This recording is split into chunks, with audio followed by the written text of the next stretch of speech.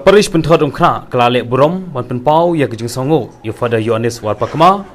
halor kinyau tili kisnem bol adan ha Pynthorumkhrah kum Parish Priest kabau lawan ban mi bujli ha kejaka jong Phadar Pynthorumkhrah bang kwai da baru blai u Phadar Ioannis War Pakma kum Parish Priest ulak penkela bat permandor ya Parish Pynthorumkhrah kat kum kejuk ba mentah ulak long nong pral inti ya ki kon samla bagi kan arit bandon kejing kainiam kum nong syarai ulawan ra ban penpa ya kai mani kebaitanat kembaga long mentah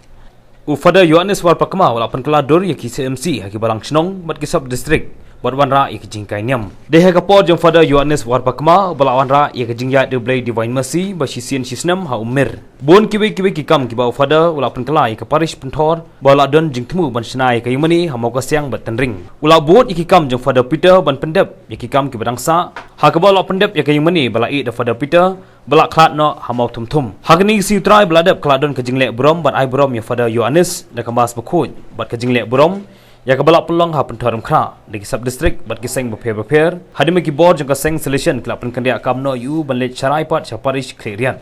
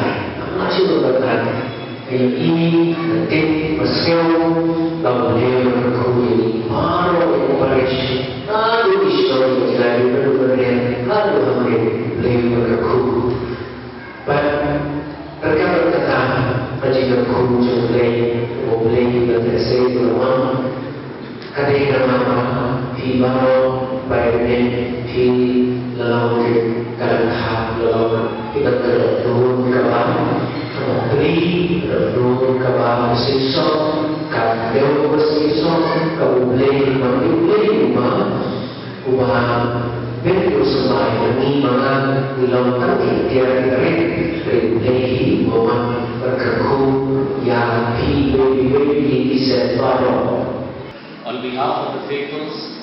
of Saint Peter and Paul Pynthorumkhrah Parish, we express our heartfelt gratitude to Reverend Dr. Phadar Ioannis War Pakma for his immense service to our church, to our parish, with humility, dedication, discipline, and with the missionary zeal for the past 7 years as parish priest. The fruits of this labor will remain as his legacy for all those who know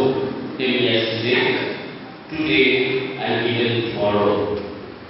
His selfless love for Christ